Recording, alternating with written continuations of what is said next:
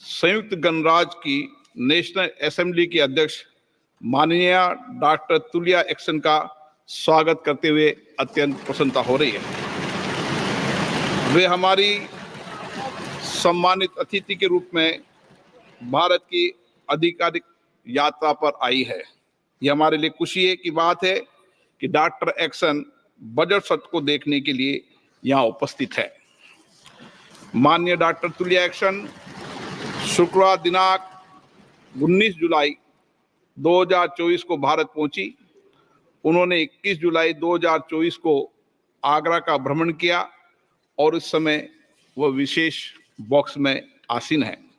हम भारत में उनके सुखद और सफल प्रवास की कामना करते हैं।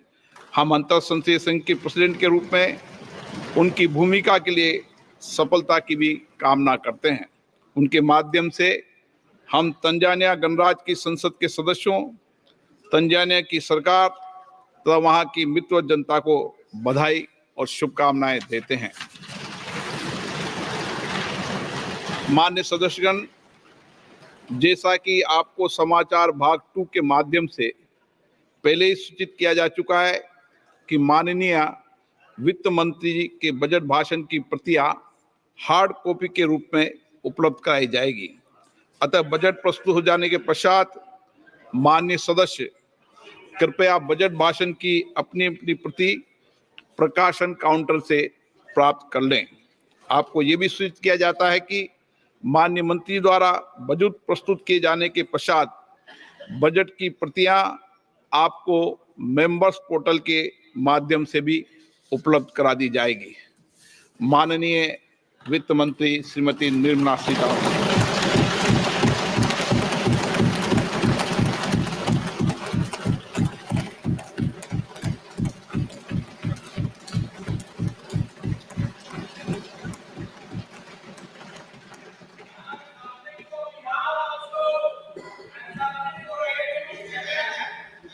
Honorable Speaker, I present the budget for 24-25.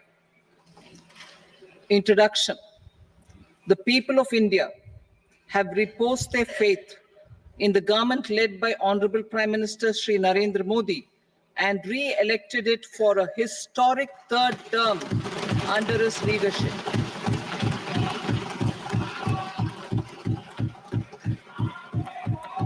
We are grateful for their support, faith, and trust in our policies. We are determined to ensure that all Indians, regardless of religion, caste, gender, and age, make substantial progress in realizing their life goals and aspirations. Global context. The global economy, while performing better than expected, is still in the grip of policy uncertainties. Elevated asset prices, political uncertainties, and shipping disruptions continue to pose significant downside risks for growth and upside risks to inflation. In this context, India's economic growth continues to be the shining exception and will remain so in the years ahead.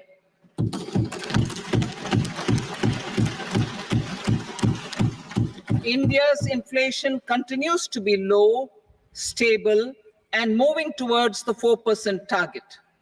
Core inflation, that is non-food and non-fuel, currently is 3.1%.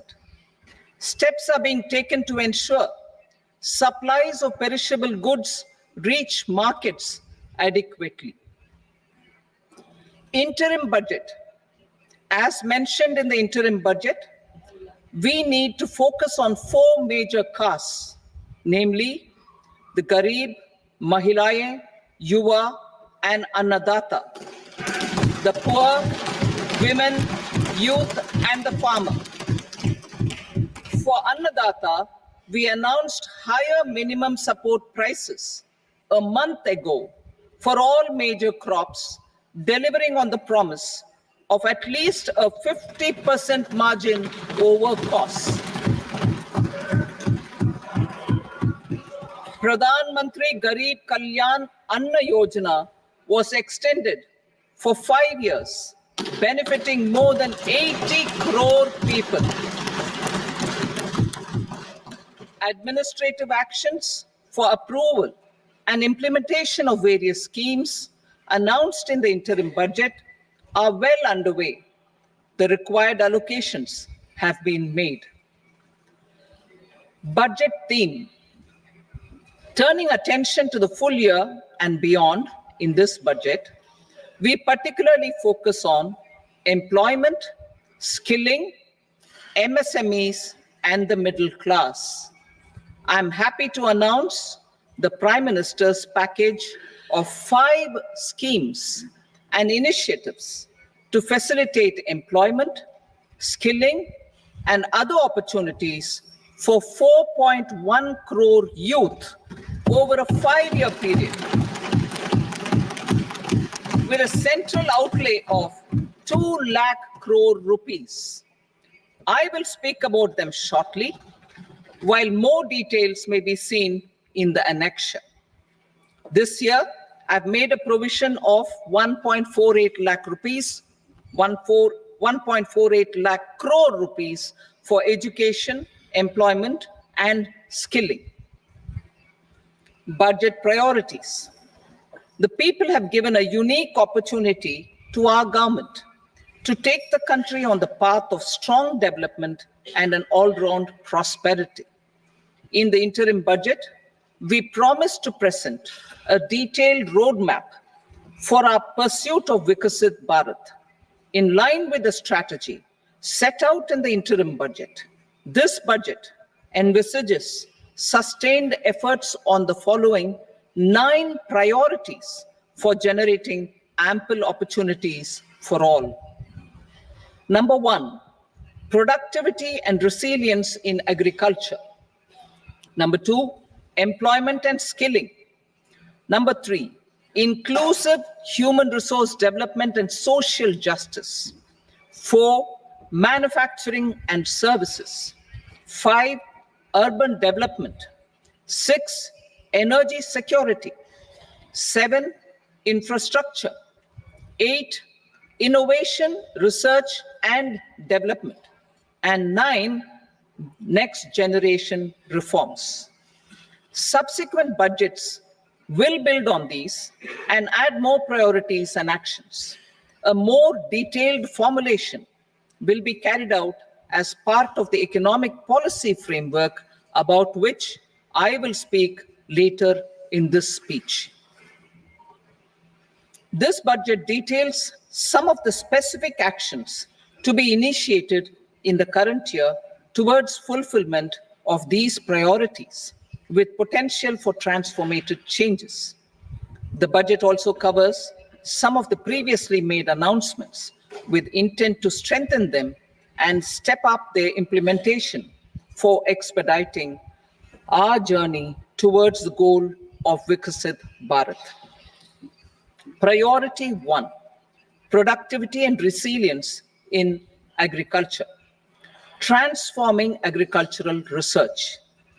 Our government will undertake a comprehensive review of the agricultural research setup to bring the focus on raising productivity and developing climate resilient varieties.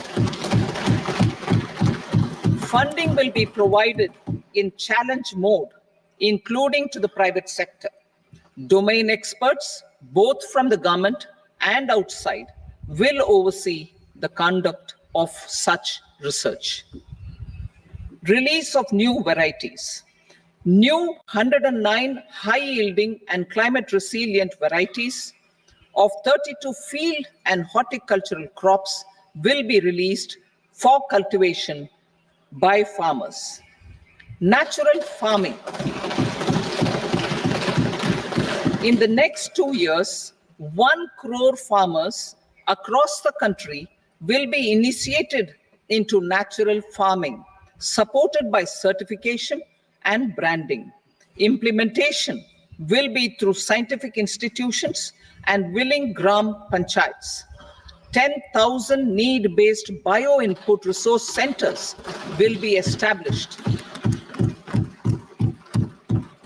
Missions for pulses and oilseeds. For achieving self-sufficiency in pulses and oilseeds, we will strengthen their production, storage, and marketing. As announced in the interim budget, a strategy is being put in place to achieve Atmanirbharta for oilseeds such as mustard, groundnut, sesame, soybean, and sunflower. Vegetable production and supply chains.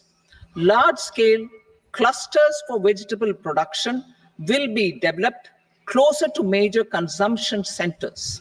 We will promote farmer-producer organizations, cooperatives, and startups for vegetable supply chains, including for collection and storage and marketing. Digital public infrastructure for agriculture. Buoyed by the success of the pilot project, our government, in partnership with the states, will facilitate the implementation of the digital public infrastructure in agriculture for coverage of farmers and their lands in 3 years.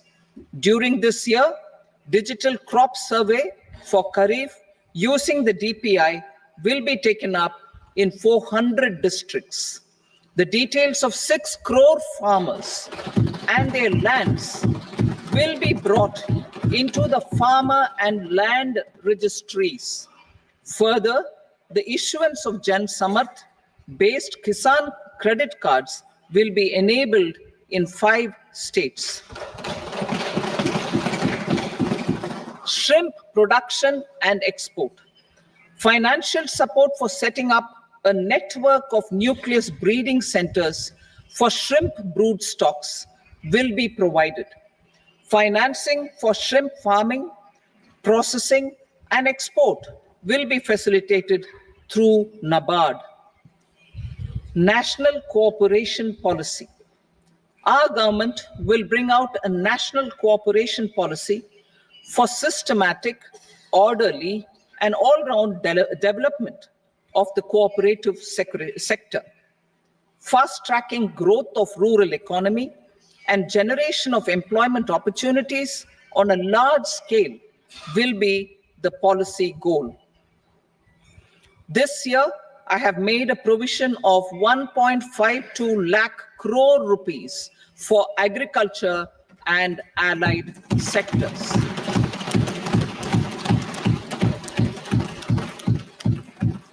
Priority 2, employment and skilling.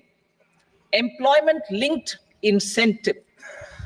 Our government will implement following 3 schemes for employment-linked incentive as part of the Prime Minister's package. These will be based on enrollment in the EPFO and focus on recognition of first-time employees and support to employees and employers. Scheme A, first-timers. This scheme will provide 1 month wage to all persons newly entering the workforce in all formal sectors.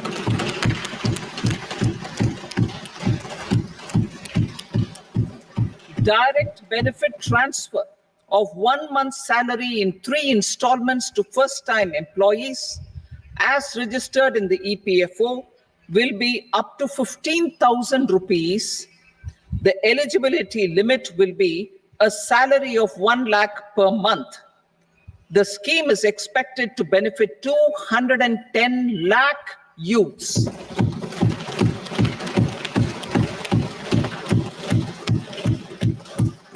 Scheme B, job creation in manufacturing. This scheme will incentivize additional employment in the manufacturing sector linked to the employment of first-time employees.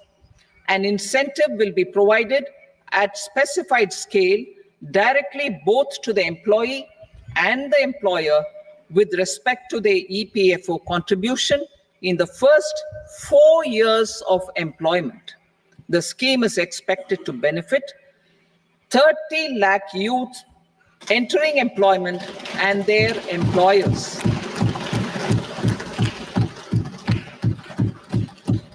Scheme C, support to employers.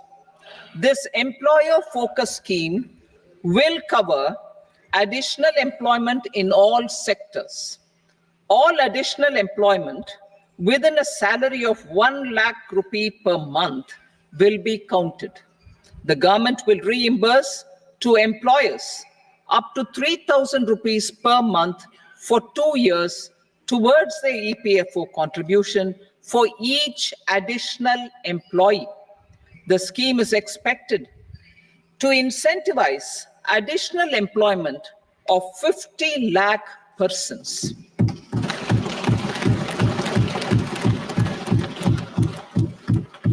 Participation of women in the workforce. We will facilitate higher participation of women in the workforce through setting up of working women hostels in collaboration with industry and establishing creches. In addition, the partnership will seek to organize women-specific skilling programs and promotion of market access for women SHG enterprises. Skilling program. I'm happy to announce a new centrally sponsored scheme as the fourth scheme under the Prime Minister's package for skilling in collaboration with state governments and industry. 20 lakh youth will be skilled over a 5-year period.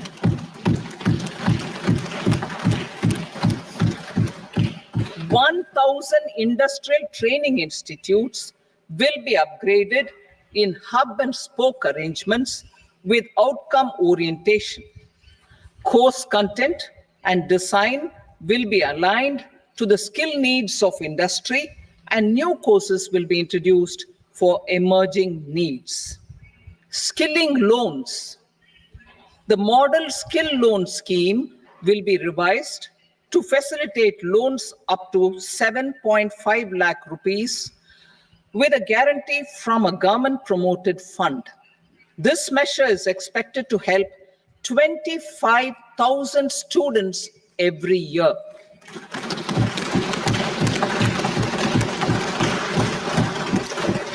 Education loans. For helping our youth who have not been eligible for any benefit under government schemes and policies, I'm happy to announce a financial support for loans up to 10 lakh rupees for higher education in domestic institutions.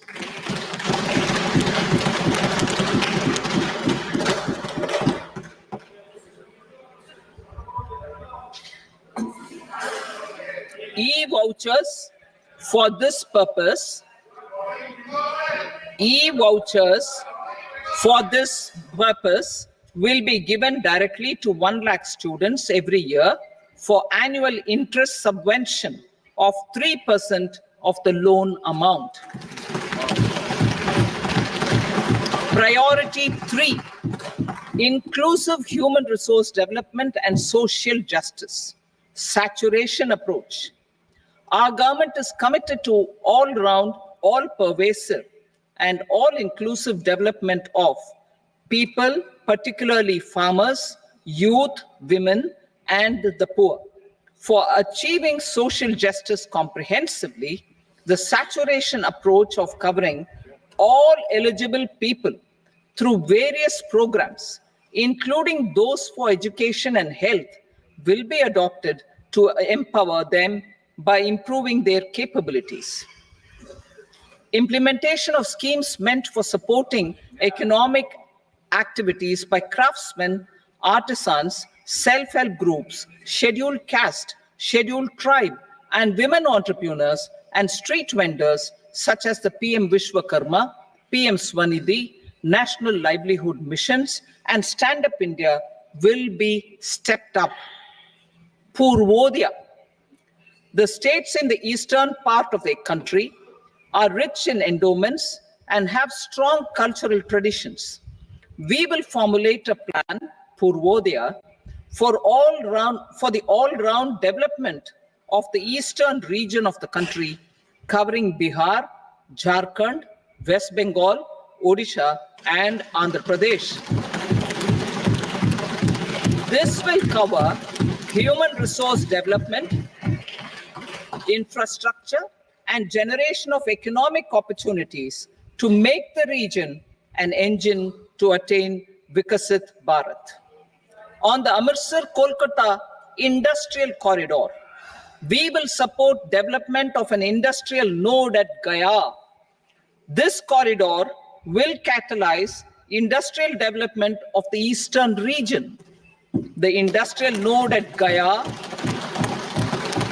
will also be a good model for developing our ancient centers of cultural importance into future centers of modern economy. This model shall showcase Vikas B, Virasat B in a growth trajectory. We will also support development of road connectivity projects, namely 1. Patna-Purnia Expressway, 2. Buxar-Bhagalpur Expressway, 3. Bodh Gaya, Rajgir, Vaishali and Darbhanga spurs, and 4. Additional 2-lane bridge over River Ganga at Buxar at a total cost of 26,000 crore rupees.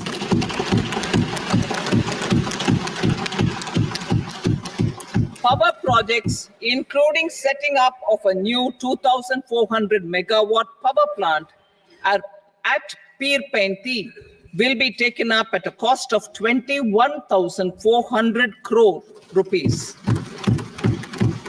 New airports, medical colleges, and sports infrastructure in Bihar will be constructed. An additional allocation to support capital investments will be provided. The requests of Bihar government for external assistance from multilateral development banks will be expedited.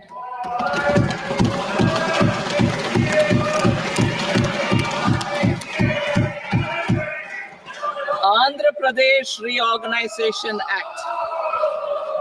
Our government has made concerted efforts to fulfill the commitments in Andhra Pradesh Reorganization Act. Recognizing the state's need for the capital, recognizing the state's need for a capital, we will facilitate special financial support through multilateral development agencies. In the current financial year, 15,000 crore rupees will be arranged with additional amounts in future years.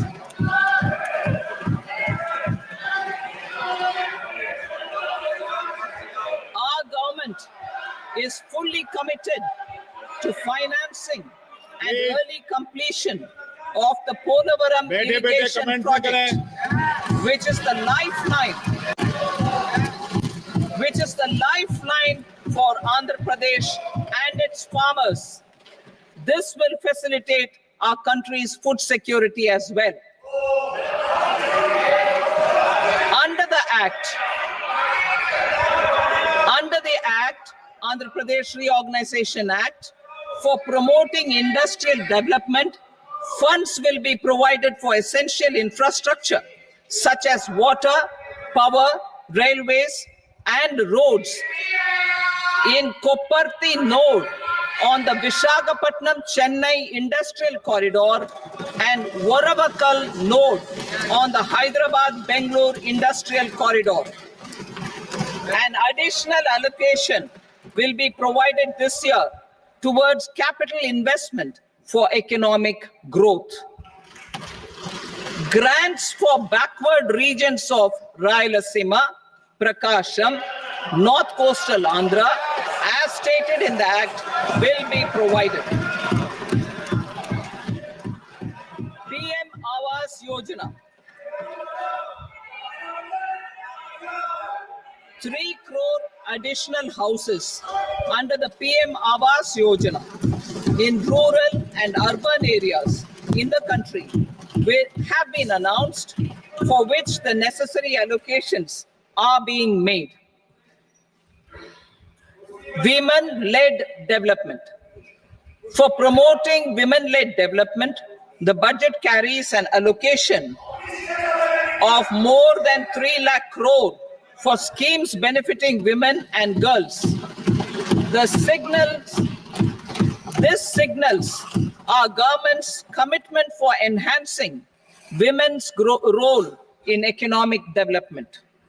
Pradhan Mantri Janjatiya Unnat Gram Abhiyan. For improving the socio-economic condition of tribal communities, we will launch the Pradhan Mantri Janjatiya Unnat Gram Abhiyan by adopting saturation coverage for tribal families in tribal majority villages and aspirational districts.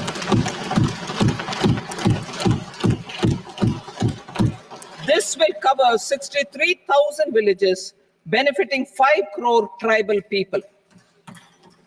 Bank branches in northeastern region.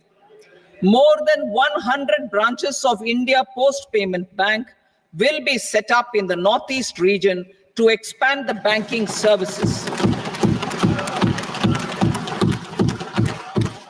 This year, I have made a provision of 2.66 lakh crore rupees for rural development, including rural infrastructure. Priority 4, manufacturing and services, support for promotion of MSMEs.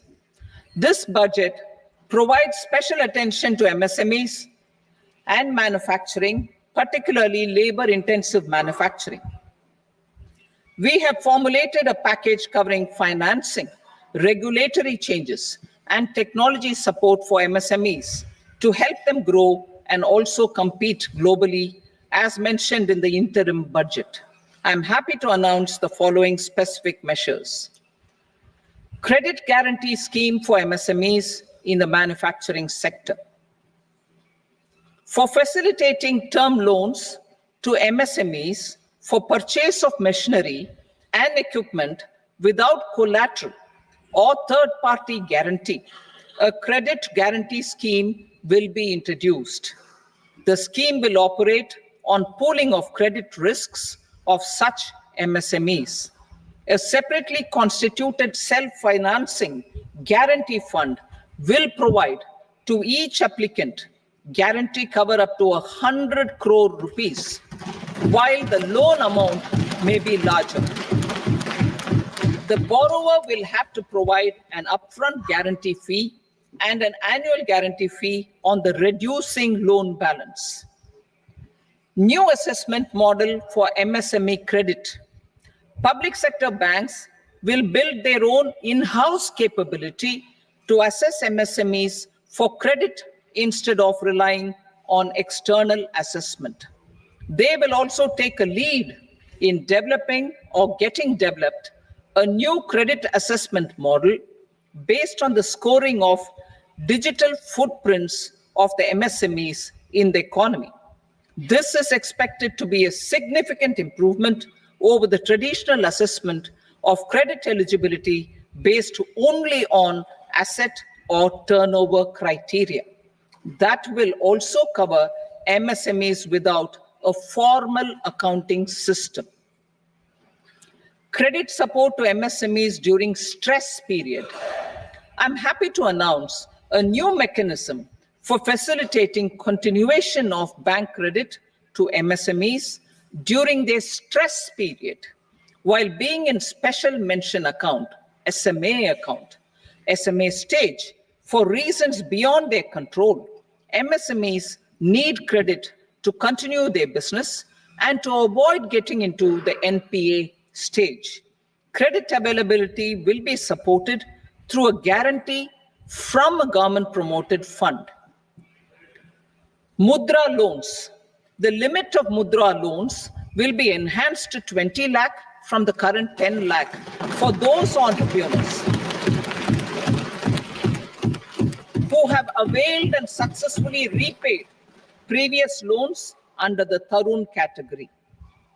Enhanced scope for mandatory onboarding in trades.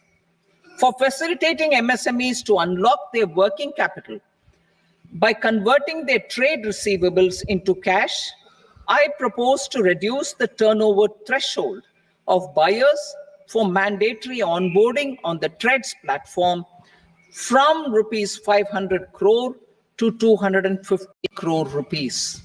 This measure will bring 22 more CPSCs and 7,000 more companies onto the platform.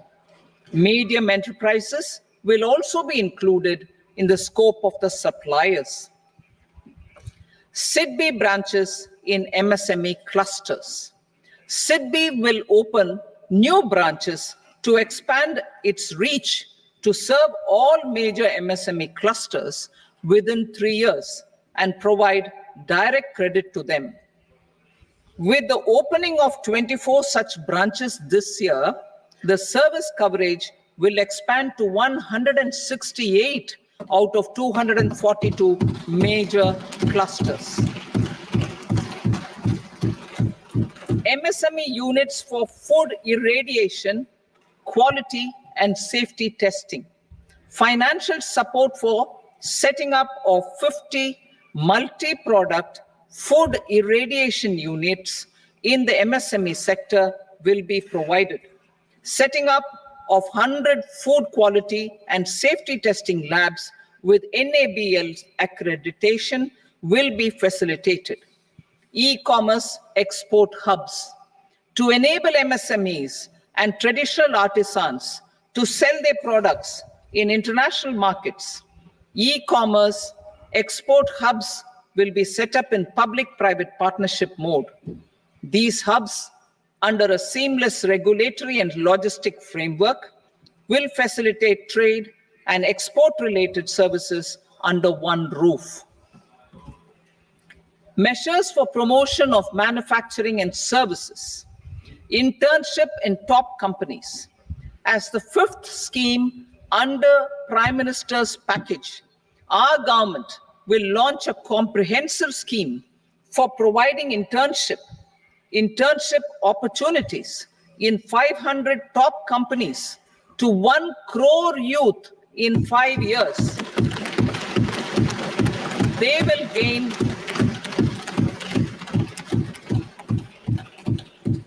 will gain exposure for 12 months to real-life business environment, varied professions, and employment opportunities.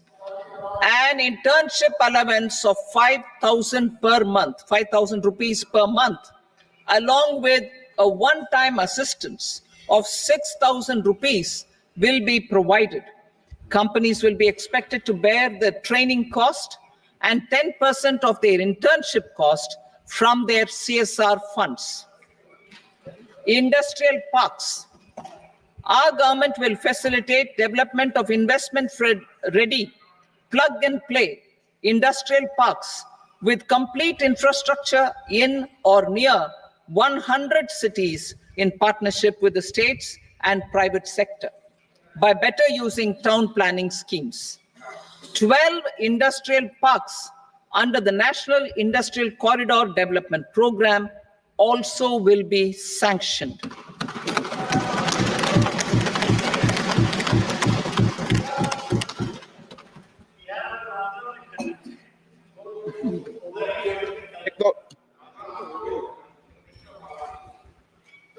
Veggie भाई पर no please बैठिए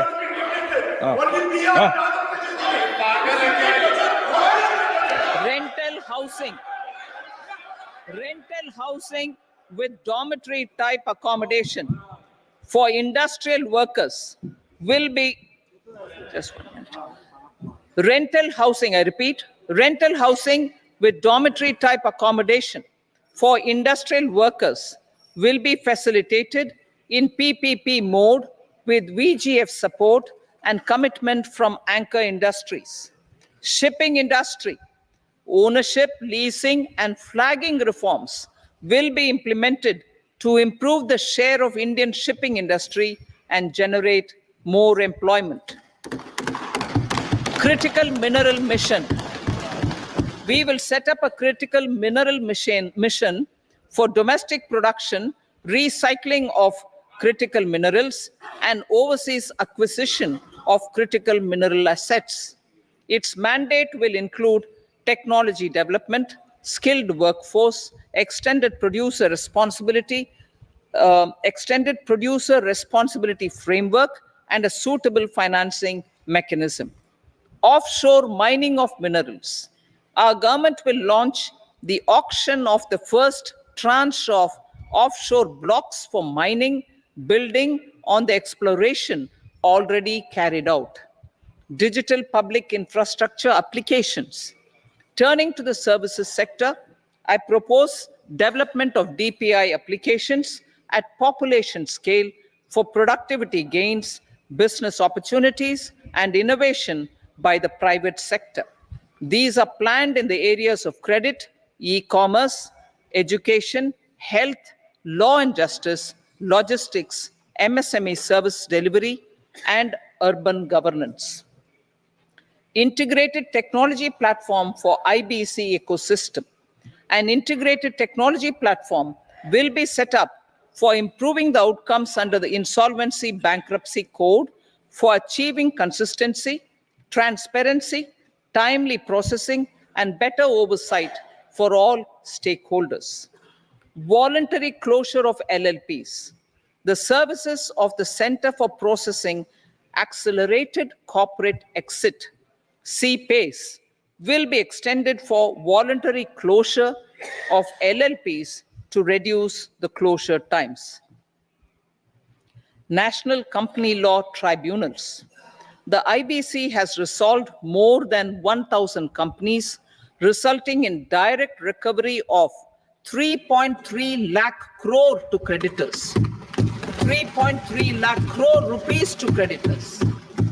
In addition, 28,000 cases involving over 10 lakh crore rupees have been disposed of even prior to admission. Appropriate changes to the IBC, reforms and strengthening of the tribunal and appellate tribunals will be initiated to speed up insolvency resolution. Additional tribunals will be established. Out of those, some will be notified to decide cases exclusively under the Companies Act. Debt recovery. Steps for reforming and strengthening debt recovery tribunals will be taken.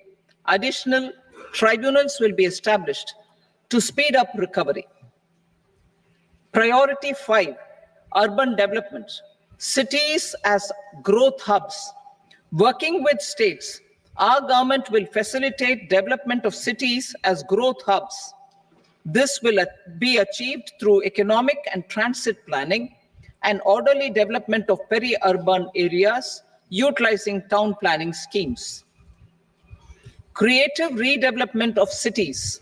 For creative brownfield redevelopment of existing cities with a transformative impact, our government will formulate a framework for enabling policies, market-based mechanisms, and regulation. Transit-oriented development.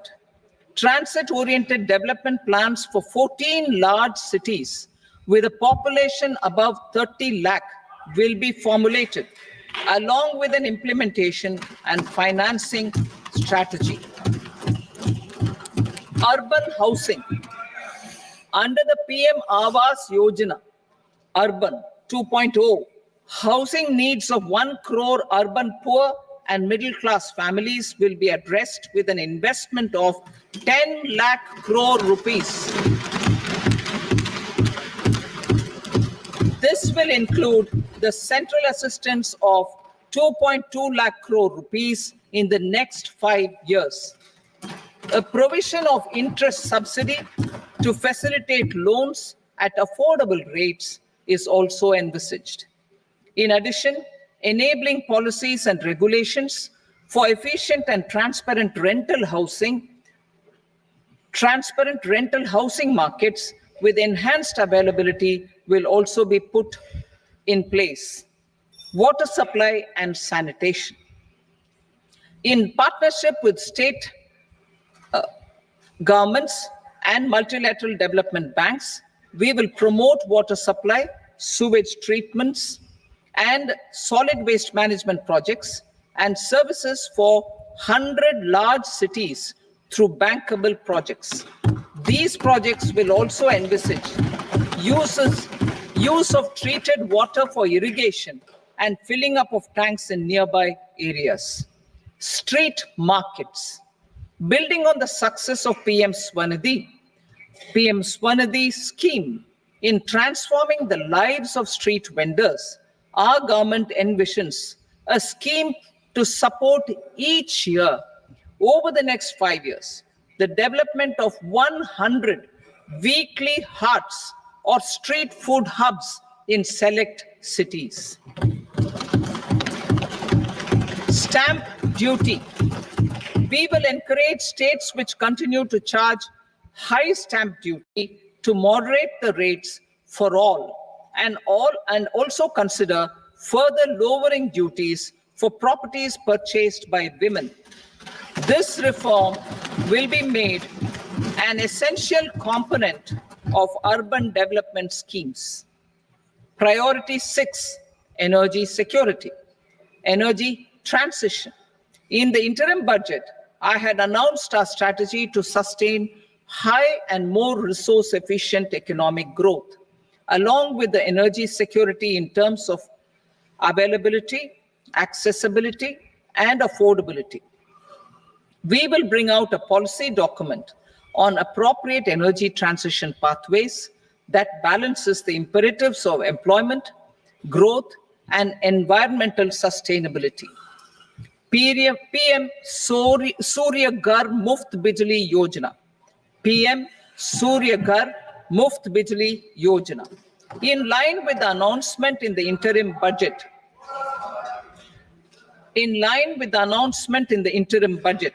PM Surya Ghar Muft Bijli Yojana has been launched to install rooftop solar plants to enable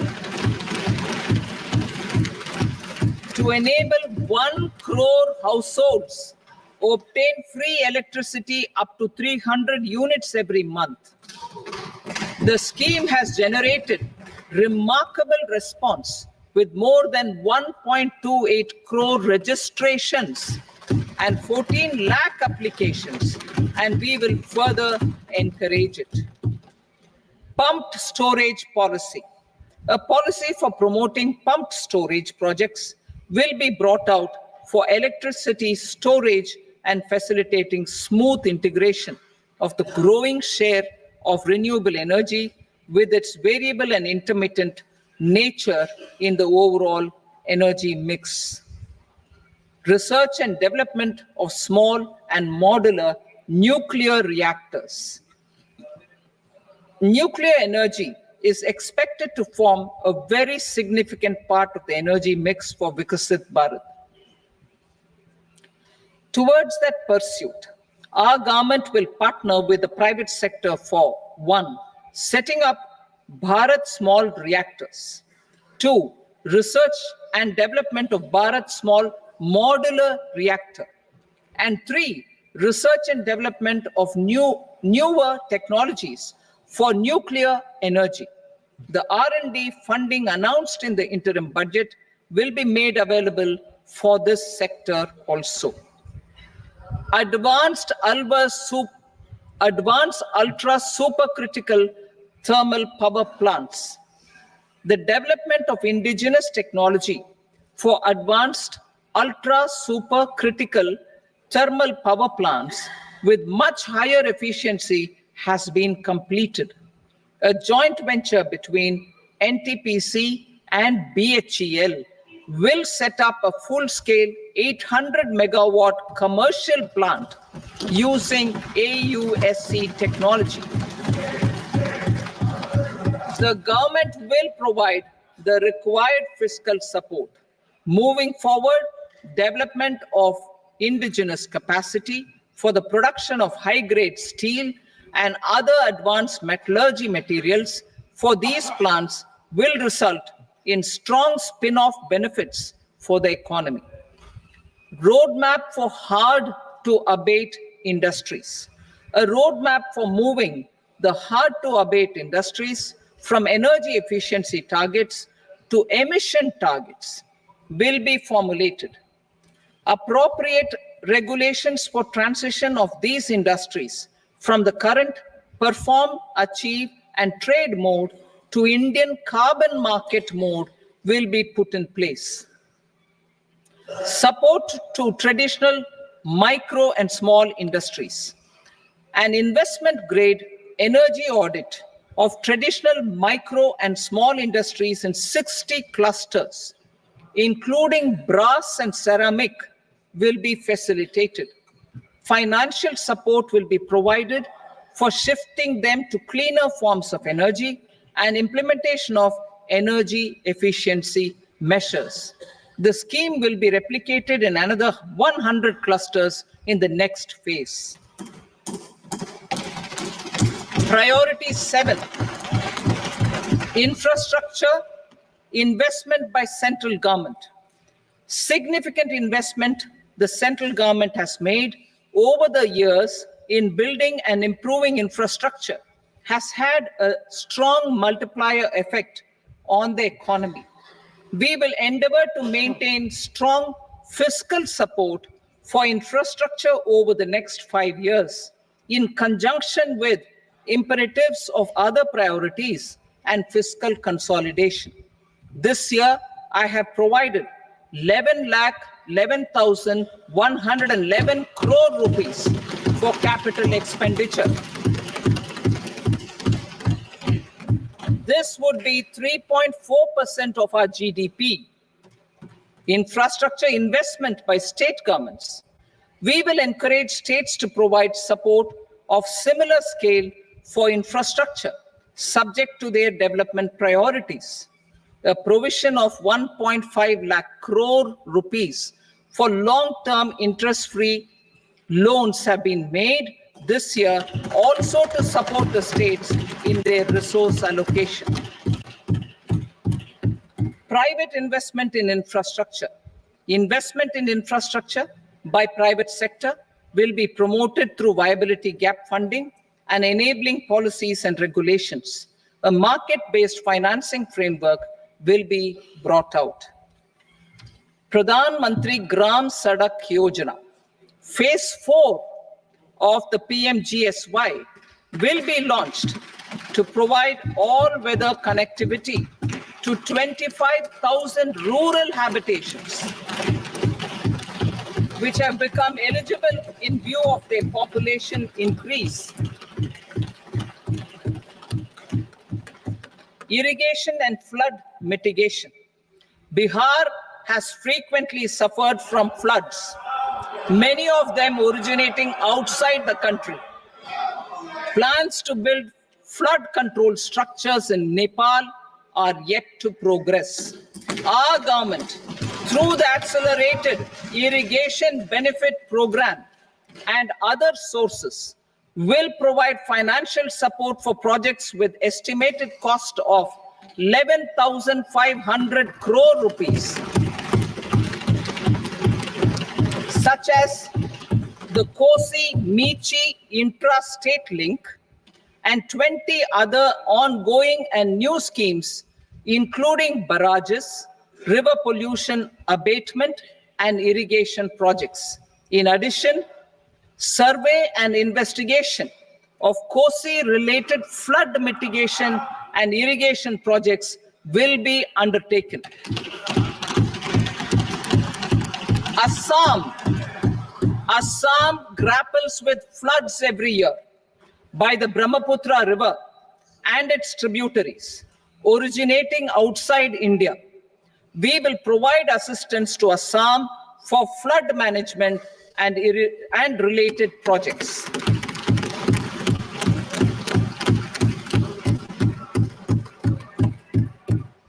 Himachal Pradesh suffered extensive losses due to floods last year. Our government will provide assistance to the state for reconstruction and rehabilitation through multilateral development assistance.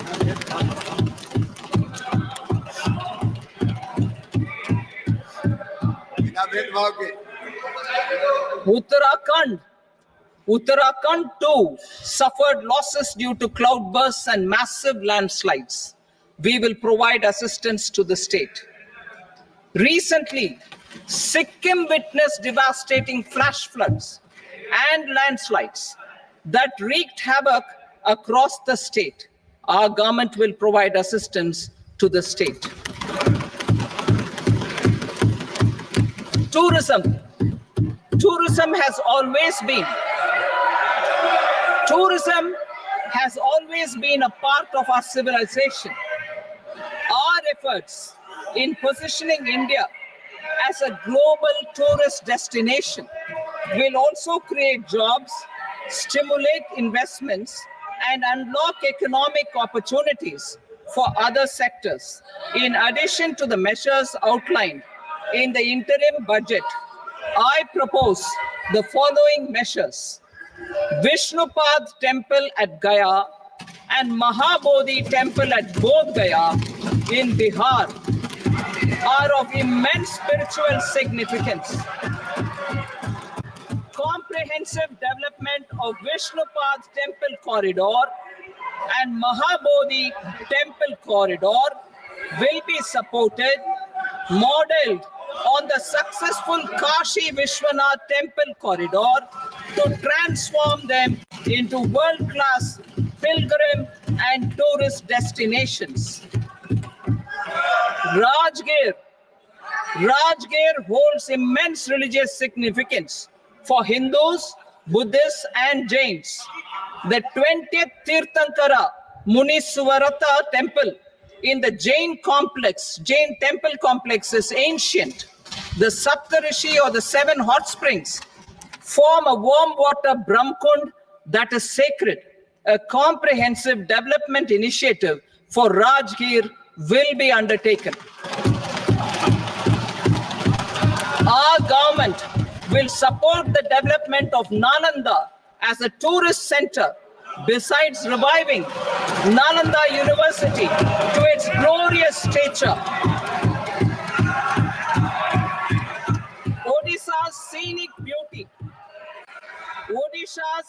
beauty, temples, monuments, craftsmanship, wildlife sanctuaries, natural landscapes, and pristine beaches make it an ultimate tourism destination. Our government will provide assistance for their development to Odisha as well. Priority 8, innovation, research, and development. We will operationalize the Anusandhan National Research Fund for basic research and prototype development. Further, we will set up a mechanism for spurring private sector-driven research and innovation at commercial scale, with a financing pool of 1 lakh crore rupees in line with the announcement in the interim budget. Space economy. With our continued emphasis on expanding the space economy by 5 times in the next 10 years, a venture capital fund of 1,000 crore rupees will be set up. Priority 9, next generation reforms. Economic policy framework. We will formulate an economic policy framework to delineate the overarching approach to economic development and set the scope of the next generation of reforms for facilitating employment opportunities and sustaining high growth. Our government will initiate and incentivize reforms for 1, improving productivity of factors of production, and 2, facilitating markets and sectors to become more efficient.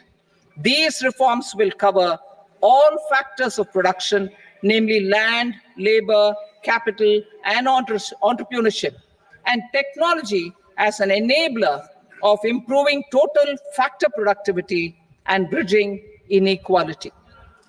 Effective implementation of several of these reforms requires collaboration between the center and the states, and building consensus as development of the country lies in development of the states. For promoting competitive federalism and incentivizing states for faster implementation of reforms, I propose to earmark a significant part of the 50-year interest-free loan. Working with the states, we will initiate the following reforms.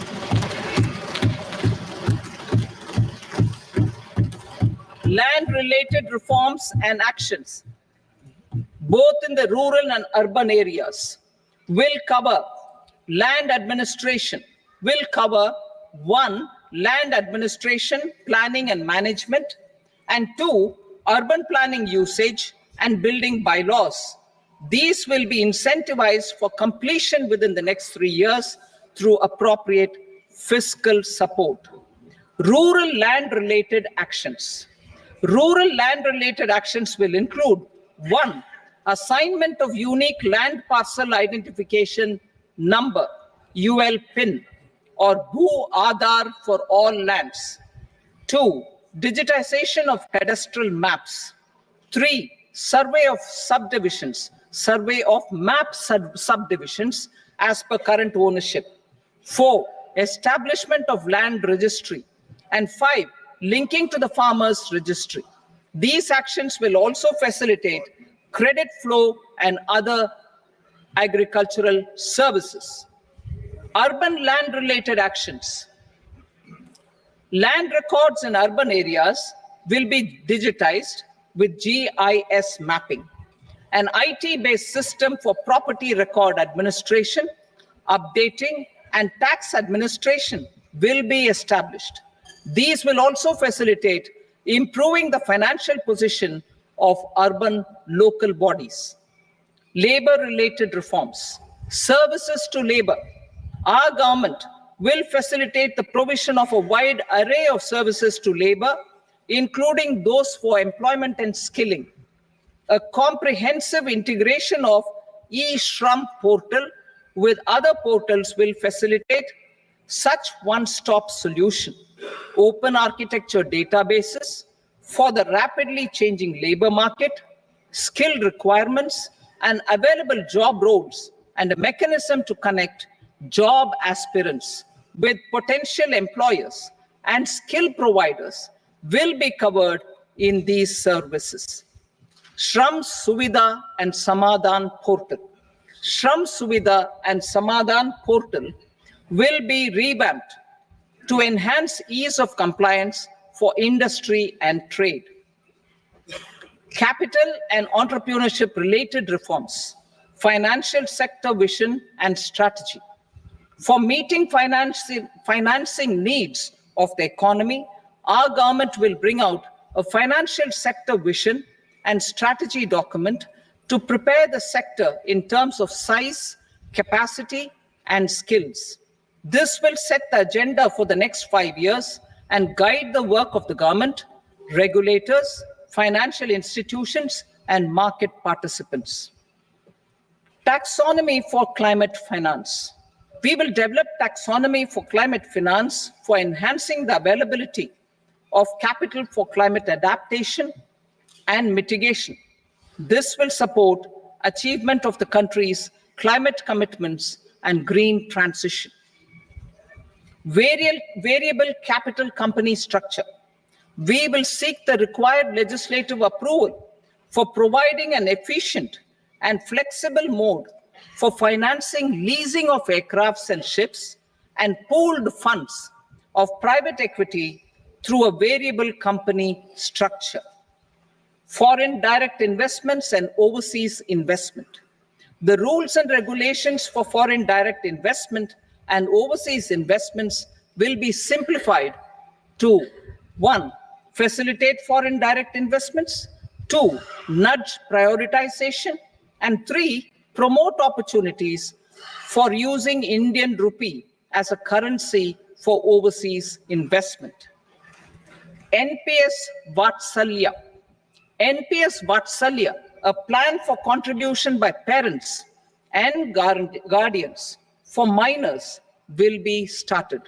On attaining the age of majority, the plan can be converted seamlessly into a normal NPS account. Use of technology. We have successfully used technology for improving productivity and bridging inequality in our economy during the past 10 years. Public investment in digital infrastructure and innovations by the private sector have helped in improving access of all citizens, particularly the common people, to market resources, education, health and services. We will step up adoption of technology towards digitalization of the economy. Ease of doing business. For enhancing ease of doing business, we are already working on the Jan Vishwas Bill 2.0. Further, states will be incentivized for implementation of the business reforms, action plans, and digitalization. Data and statistics. For improving data governance, collection, processing and management of data and statistics, different sectoral databases, including those established under the Digital India Mission, will be utilized with active use of technology tools. New pension scheme. The committee to review the NPS has made considerable progress in its work. I'm happy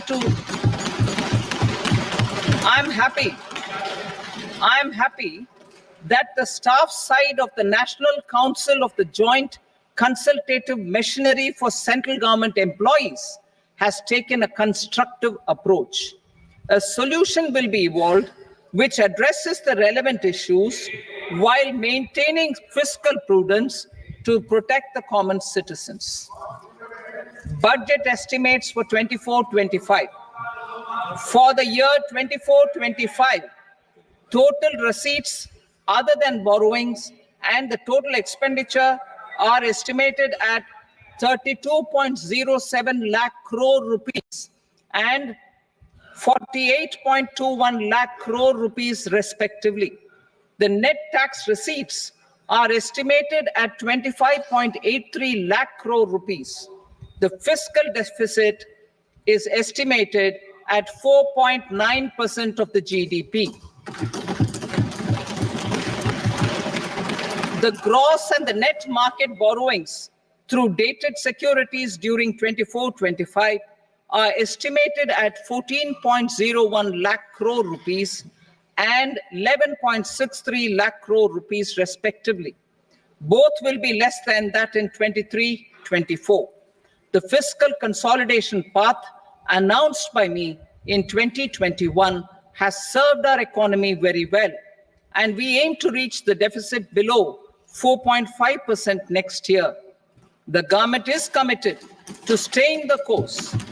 From 2026-27 onwards, our endeavor will be to keep the fiscal deficit each year such that the central government's debt will be on a declining path as percentage of GDP. I will now move to part B.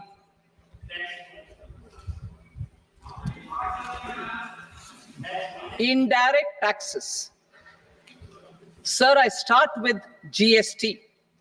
It has decreased tax incidence on the common man, reduced compliance burden and logistics cost for trade and industry, and enhanced revenues of the central and the state governments.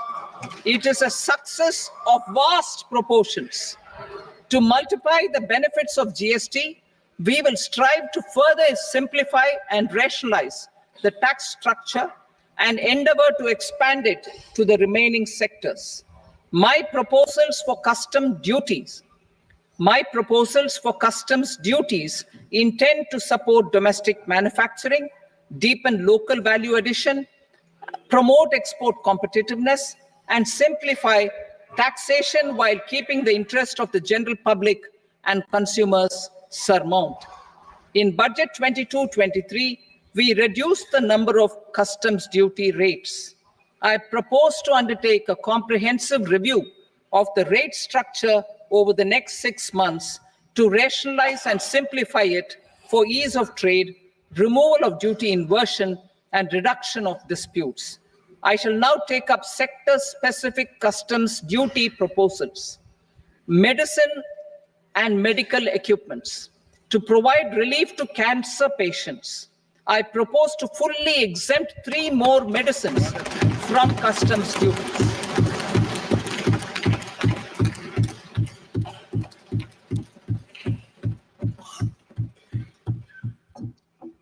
I also propose changes in the BCD on X-ray tubes and flat panel detectors for use in medical X-ray machines under the phased manufacturing program so as to synchronize them with the domestic capacity addition. Mobile phone and related parts. With a 3-fold increase in domestic production and almost a 100-fold jump in exports of mobile phones over the last 6 years, the Indian mobile industry has matured.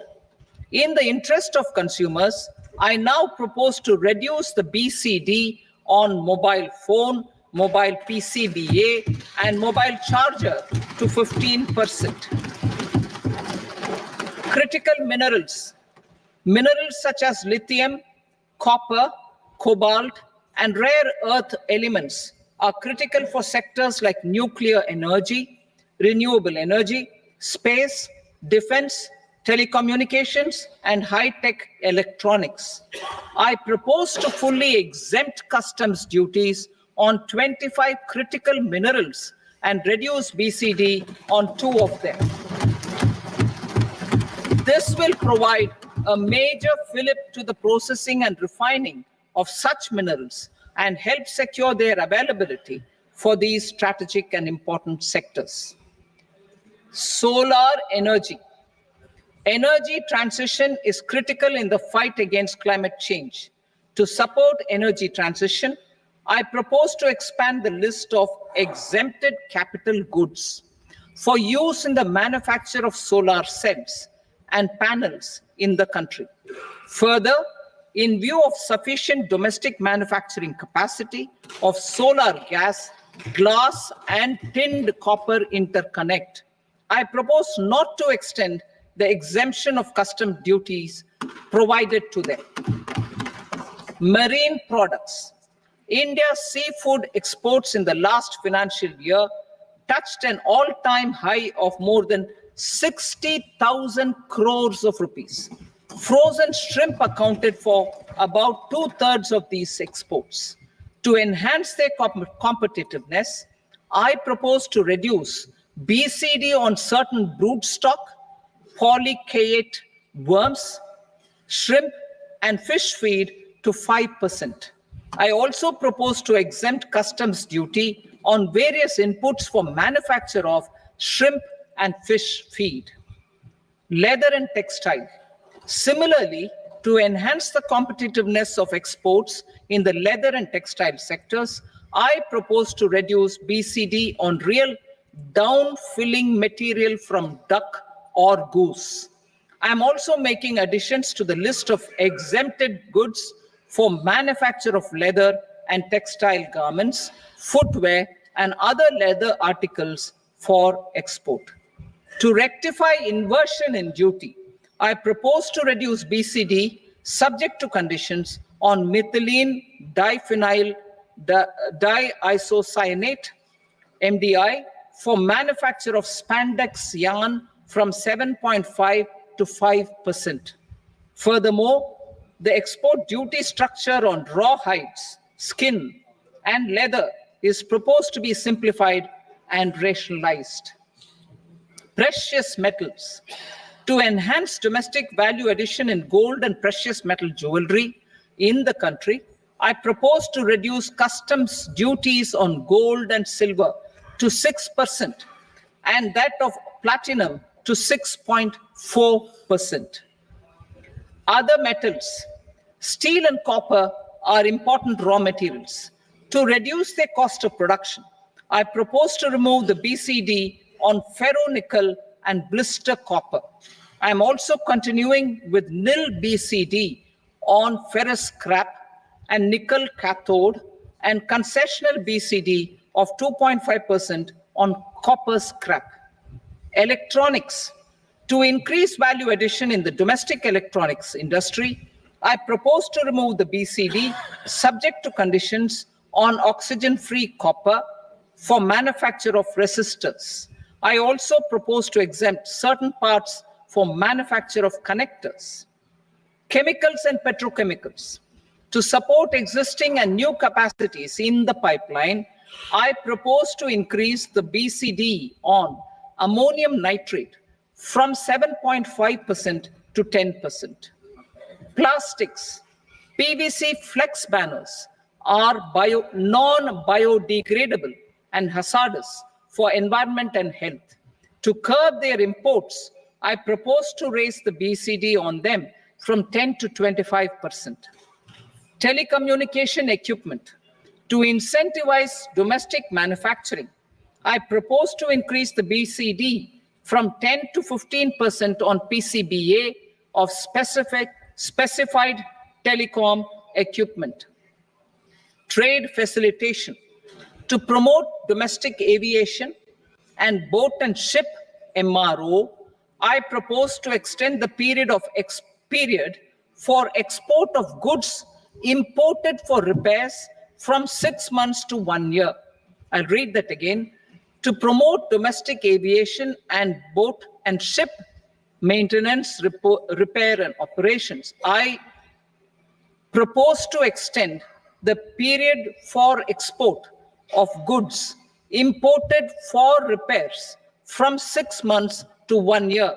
In the same vein, I propose to extend the time limit for re-import of goods for repairs under warranty from 3 to 5 years. I now move to direct taxes. We will continue our efforts to simplify taxes, improve taxpayer services, provide tax certainty, and reduce litigation while enhancing revenues for funding the development and welfare schemes of the government. It has been our endeavor to simplify taxation.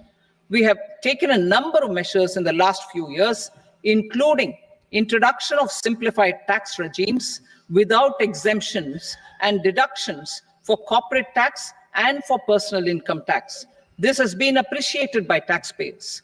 58% of corporate tax came from the simplified tax regime in the financial year 22-23. Similarly, as per data available till now, for the last fiscal, more than 2/3 have availed the new personal income tax regime. Comprehensive review of the Income Tax Act. I am now announcing a comprehensive review of the Income Tax Act 1961. The purpose is to make the act concise, lucid, easy to read and understand. This will reduce disputes and litigation, thereby providing tax certainty to the taxpayers. I will also bring down the demand embroiled in litigation. It is proposed to be completed in 6 months. A beginning is being made in the finance bill by simplifying the tax regime for charities, tedious rate structures, provisions of reassessment and such provisions, and capital gains taxation. Simplification for charities and tedious. Two tax exemption regimes. The two tax exemption regimes for charities are proposed to be merged into one. The 5% TDS rate on many payments is being merged into the 2% TDS rate, and the 20% TDS rate on repurchase of units by mutual funds or UTI is being withdrawn. TDS rate on e-commerce operators is proposed to be reduced from 1 to 0.1%. Moreover, credit of TCS is proposed to be given in the TDS to be deducted on salary. Further, I propose to decriminalize delay for payment of TDS up to the due date of filing statement for the same. I also plan to provide a standard operating procedure for TDS defaults and simplify and rationalize the compounding guidelines for such defaults. Simplification of reassessment. I propose to thoroughly simplify the provisions for reopening and reassessment. An assessment hereinafter can be reopened beyond 3 years from the end of the assessment year only if the escaped income is 50 lakh rupees or more, up to a maximum period of 5 years from the end of the assessment year. Even in such cases, a time limit of 6 years before the year of the search, as against the existing time limit of 10 years, is being proposed. This will reduce tax uncertainty and disputes. Simplification and rationalization of capital gains. Capital gains taxation is also proposed to be hugely simplified. Short-term gains on certain financial assets shall henceforth attract a tax rate of 20%, while that on all other financial assets and all non-financial assets shall continue to attract the applicable tax rate. Long-term gains on all financial and non-financial assets, on the other hand, will attract a tax rate of 12.5%. For the benefit of the lower and the middle income classes, I propose to increase the limit of exemption of capital gains on certain financial assets to 1.25 lakh rupees per year. Listed financial assets held for more than a year will be classified as long-term, while unlisted financial assets and all non-financial assets will have to be held for at least 2 years to be classified as long-term. Unlisted bonds and debentures, debt mutual funds, and market-linked debentures, irrespective of holding period, however, will attract tax on capital gains at applicable rates. Taxpayer services. All the major taxpayer services under GST and most services under customs and income tax have been digitalized. All remaining services of customs and income tax, including rectification and order giving effect to appellate orders, shall be digitalized and made paperless over the next 2 years. Litigation and appeals. While our concerted efforts to reduce pendency of appeals at various appellate fora are beginning to show good results, it will continue to engage our highest attention. To dispose of the backlog of first appeals, I plan to deploy more officers to hear and decide such appeals, especially those with large tax effect. For resolution of certain income tax disputes pending in appeal, I am also proposing Vivad Se Vishwas Scheme 2024. Further, I propose to increase monetary limits for filing appeals related to direct taxes, excise, and service tax in the tax tribunals, high courts, and Supreme Court to 60 lakh rupees, 2 crore rupees, and 5 crore respectively, with a view to reduce litigation and provide certainty in international taxation. We will expand the scope of safe harbor rules and make them more attractive. We will also streamline the transfer pricing assessment procedure. Employment and investment. I have a few proposals to promote investment and foster employment. First of all, to bolster the Indian startup ecosystem, boost the entrepreneurial spirit, and to support innovation, I propose to abolish the so-called angel tax for all classes of investors. Second, there is tremendous potential for cruise tourism in India. To give a fillip to this employment-generating industry, I am proposing a simpler tax regime for foreign shipping companies operating domestic cruises in the country. Third, India is a world leader in the diamond cutting and polishing industry, which employs a large number of skilled workers. To further promote the development of this sector, we would provide for safe harbor rates for foreign mining companies selling raw diamonds in the country. Fourth, to attract foreign capital for our development needs, I propose to reduce the corporate tax rate on foreign companies from 40 to 35%. Deepening the tax base. I have a couple of proposals for deepening the tax base. First, security transaction tax on futures and options of securities is proposed to be increased to 0.02% and 0.1% respectively. Second, for reasons of equity, I propose to tax income received on buyback of shares in the hands of recipients. Other proposals. To improve social security benefits, deduction of expenditure by employers towards NPS is proposed to be increased from 10 to 14% of the employee's salary. Similarly, deduction of this expenditure up to 14% of salary from the income of employees in private sector, public sector banks, and undertakings opting for the new tax regime is proposed to be provided.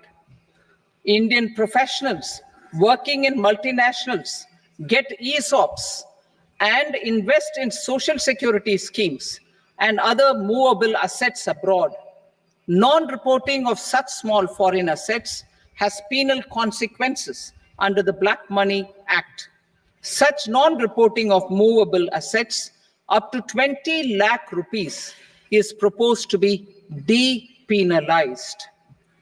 Other major proposals in the finance bill relate to withdrawal of equalization levy of 2%, expansion of tax benefits to certain funds and entities in IFSCs, and immunity from penalty and prosecution to Benamidar on full and true disclosure so as to improve conviction under the Benami Transaction Prohibition Act 1988. Personal income tax. Coming to personal income tax rates, I have two announcements to make for those opting for the new tax regime. First, the standard deduction for salaried employees is proposed to be increased from 50,000 to 75,000 rupees.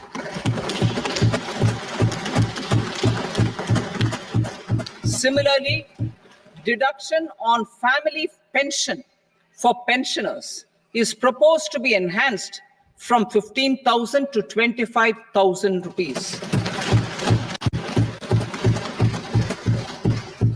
This will provide relief to about 4 crore salaried individuals and pensioners.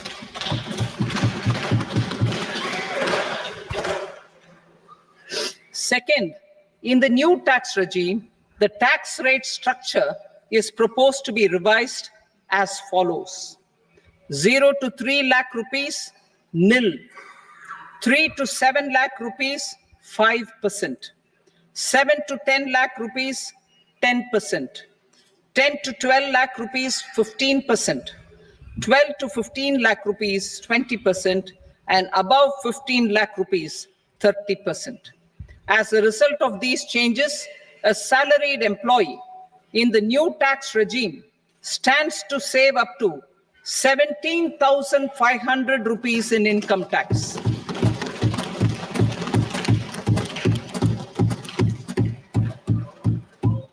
Apart from these, I am also making some other changes as given in the annexure. As a result of these proposals, revenue of about 37,000 crore, that is 29,000 crore in direct taxes and 8,000 crore in indirect taxes will be foregone, while revenue of about 30,000 crore rupees will be additionally mobilized. Thus, the total revenue foregone is about 7,000 crores annually. Mr. Speaker, sir, with this, I commend the budget to this august house. Jai Hind.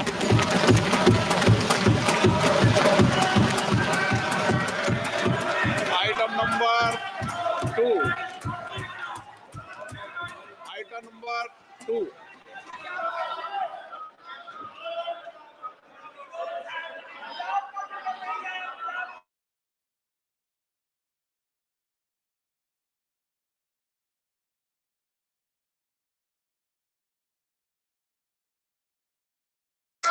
Under Section 3 of the Fiscal Responsibility and Budget Management, FRBM Act 2003, medium-term fiscal policy cum fiscal policy strategy statement and macroeconomic framework statement.